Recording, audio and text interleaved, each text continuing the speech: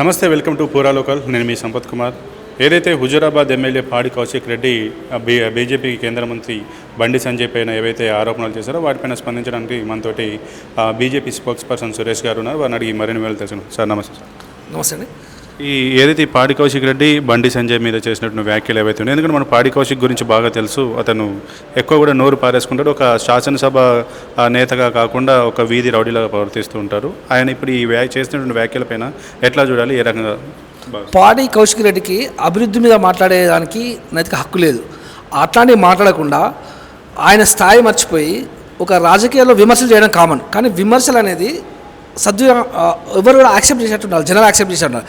కానీ అతను ఏం మాట్లాడు, తంబాకులో డ్రగ్స్ వేసుకొని తింటామని చెప్పేసి బండి సంజయ్ గారిని మాట్లాడుతున్నాం. కౌశిక్ రెడ్డి ఖబర్దార్. నేను చెప్తా, భారతీయ జనతా పార్టీ కార్యకర్తలు బండి సంజయ్ అనే వ్యక్తి భారతీయ జనతా పార్టీ కోసం ఎంత కష్టపడారో తెలుసు.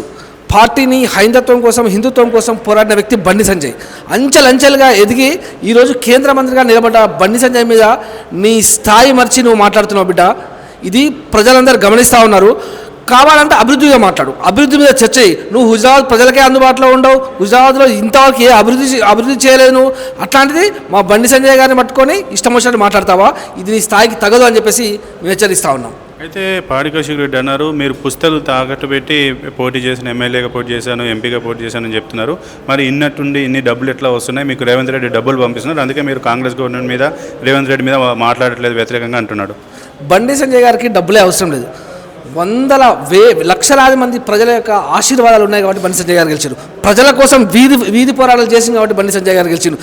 నీలాగా భార్యను బిడ్డను పక్కన పెట్టుకొని మందు తాగి చచ్చిపోతా, మీ ఓటు వేయకుండా చచ్చిపోతా అని చెప్పేసి స్టంట్లేసి బండి సంజయ్ గారు గెలవలేదు.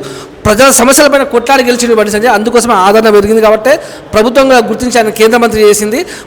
ఈరోజు కరీంనగర్ పార్లమెంట్లో ఎక్కడ చూసినా కూడా ఎన్ని అభివృద్ధి కార్యక్రమాలు, వేల కోట్ల రూపాయలు తీసుకొచ్చి కరీంనగర్ పార్లమెంట్ మొత్తం అభివృద్ధి చేస్తున్న గొప్ప వ్యక్తి మన బండి సంజయ్ గారు. నువ్వేం చేసినావు? నీ హుజరాబాద్కి నువ్వు ఎమ్మెల్యే అయిన తర్వాత నువ్వు ఏ నిధులు తీసుకొచ్చినావు? నీ ఒక్క కార్యక్రమం చూపించు. నువ్వేం చేయలేదు కదా.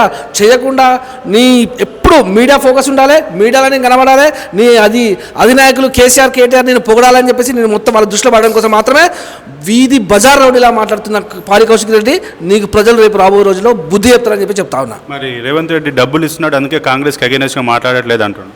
రేవంత్ రెడ్డి ఎవరు డబ్బులు ఇవ్వాలి? రేవంత్ రెడ్డి డబ్బులు ఇస్తే బీజేపీ తీసుకొని పోటీ చేసేంత స్థాయిలో ఉన్న బీజేపీ ఏం తక్కువ, కేంద్రంలో అధికారంలో ఉన్నాం. 73% పైన ఈ దేశం మొత్తంలో అధికారంలో ఉన్న పార్టీ భారతీయ జనతా పార్టీ. దాదాపు 100 కోట్ల మంది గెలిపించిన పార్టీ భారతీయ జనతా పార్టీ. మాకు ఎవరితో లాలూచిపడాల్సిన అవసరం లేదు.